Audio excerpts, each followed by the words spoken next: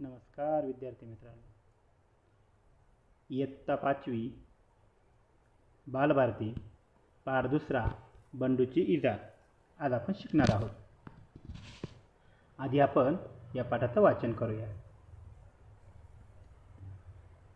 बावची गावचा बंडू शांत व कष्टाळू, आपण भलं आणि आपलं काम भलं असा त्याचा स्वभाव. सगळ्या गावात त्याच्या या स्वभावाची चर्चा.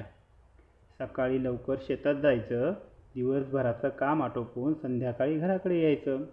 घरी आल्यावर आपल्या मुलीशी खेळायचं, कट्ट्यावर चक्कर मारायची आणि जेवायच्या वेळी पुन्हा घरी यायचं असा त्याचा दिनक्रम. सावळा रंग, शिडशिडीत अंगकाठी आणि नाकासमोर चालणारा बंडू. एका वर्षी पीक पाणी बरं झाल्यावर बंडूनं कुटुंबासाठी नवे कपडे आणि स्वतःसाठी इजार शिवले. धोंडू मामांनी कपडे शिवले खरे, पण त्यांचा अंदाज जरा चुकला. पुढे काय झालं ते आपण बघूया. बंडू त्याची इजार म्हणजे पॅन्ट पाहून म्हणतोय बघा, आरर इजार जरा लांब झाली, चांगली 4 बोटं लांब झाली. आता पुन्हा धोंडू मामाकडे जायचं म्हणजे. तो त्याच्या पत्नीला म्हणतो, अगं इजार जरा 4 बोटं कमी करून टाकं घालतीस का? त्याची पत्नी म्हणते, अहो सकाळी सकाळी आणि काय हे जेवण बनवायचंय, नीताच्या शाळेत जायचंय, मला नाही जमणार. बिचारा आपल्या बहिणीकडे गेला. सुबे इजार जरा 4 बोटं कापून टाकं घालतीस का? त्याची बहीण म्हणती, नाही दादा, मला केवढा अभ्यास पडलाय, आता कॉलेजची वेळ होईल, तू आईला सांग की. मग तो आईकडे जातो. आई, ए आई, इजार जरा 4 बोटं कापून टाकं घालतीस का? आई कशी म्हणती त्याला, ठेव तिकडं तुझी इजार, इथं वैरण कापून कापून माझ्या हाताचं तुकडं पडल्यात. आईनं इजार एका कोनाड्यात फेकले. बंडू हिरमुसला होऊन शेताकडे गेला. बिचारा बंडू.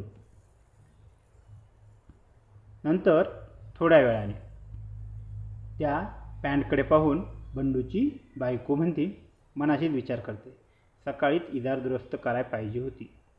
मग बंडूची बायको इजारीचे पाय कापते. पाय कापते म्हणजे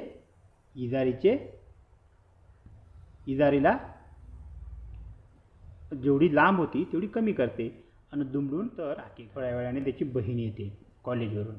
ती विचार करते, आपला भाऊ किती राबतो, कष्ट करून मला कॉलेजला पाठवतो, मी दादाचं इतकंही काम करू नये. मग बंडूची बहीण पण त्या इजारीचे पाय कापते आणि त्याला दुमडून टाके घालते. थोड्या वेळाने त्याची आई येते. उगाखे कसले पोरावा, एवढा राबराब राबतोय पोरगा. आणि म्हणून बंडूची आईसुद्धा पुन्हा इजारीचे पाय कापते, दुमडून टाके घालते.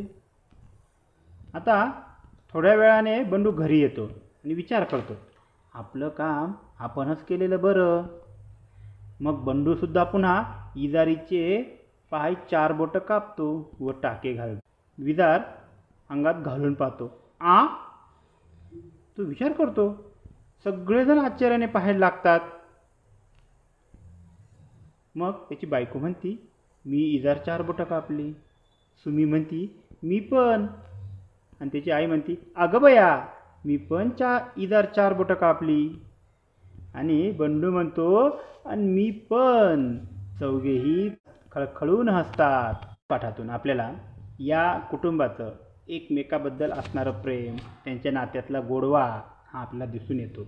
जरी सुरुवातीला बंडूला घरच्यांनी कामाला नकार दिला, परंतु तरीसुद्धा त्या प्रत्येकाने थोड्या वेळाने का होईना परंतु त्या कामात आत्मीयता दाखवली आणि चौघांचं कुटुंबाप्रती असलेलं प्रेम हे व्यक्त केलं. त्यांच्या कुटुंबातील गोडवा आपल्याला या ठिकाणी दिसून येतो. या पाठावर अतिशय छान असे काही प्रश्न विचारलेले आहेत.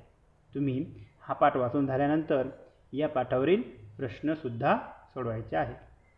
बंडूची इजार, आता इथे पहिला प्रश्न दिला आहे, बंडूची इजार लांब झाली म्हणून कापून कमी केली. जर ती आखूड झाली असती तर ती लांब करण्यासाठी काय काय करावे लागले असते बरं? शक्य तेवढे मार्ग तुम्ही सुचवण्याचा प्रयत्न करा. इथं कमी झालेली आहे, इथं ती जास्त झालेली आहे. पण जर कमी झाली असती तर अजून जोडता आला असता का? इतर कपडा जोडता आला असता का? टेलरकडे जाऊन अजून लांब करून घेता आली असती का? एखादी जी शिवलेली टीप आहे ती उचलून ती लांब करता आली असती का? असे विचार करा आणि शक्य तेवढे सगळे पर्याय लिहून काढा. इजारीची चड्डी झाली, यात नेमकी चूक कोणाची बरं? मग ती ती त्या टेलरची का बंडूची का त्याच्या बायकोची का त्याच्या बहिणीची? नेमकी चूक कोणाची हे जरा शोधण्याचा प्रयत्न करा.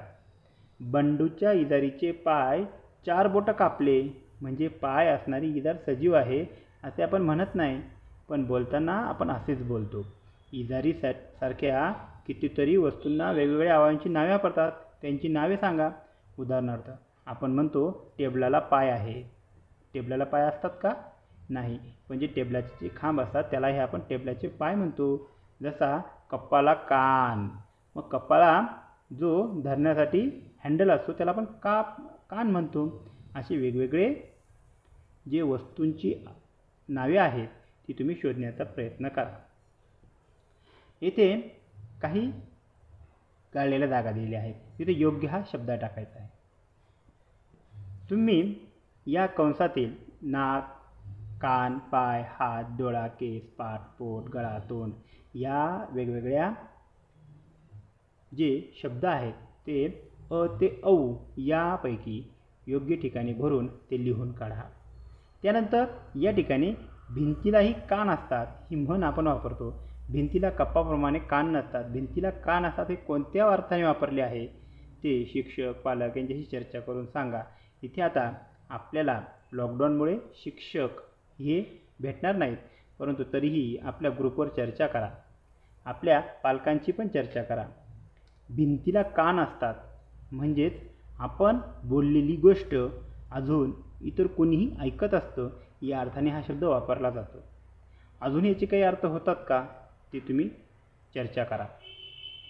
त्याचप्रमाणे त्याच्या पैशाला पाय फुटले असेही बोलताना आपण म्हणतो. त्याच्या पैशाला पाय फुटले म्हणजे नेमका अर्थ काय? त्याच्या पैशाला पाय फुटले म्हणजे त्याला त्याचा खर्च वाढला या अर्थाने असं वाक्य बोललं जातं. याचाही तुम्ही विचार करा. यासारखी उदाहरणं शोधा, त्यांचा अर्थ माहीत करून घ्या, बोलण्यात त्यांचा वापर करा. यासारखेच आपल्याला या 5वीच्या विविध घटकांवर व्हिडिओ येत राहतील. आपण चॅनल सबस्क्राईब केलं नसेल तर चॅनल सबस्क्राईब करा, व्हिडिओला लाईक करा. काही सूचना असतील तर कमेंट बॉक्समध्ये ते लिहा आणि आपल्या मित्रांनाही हा व्हिडिओ जरूर पाठवा. धन्यवाद.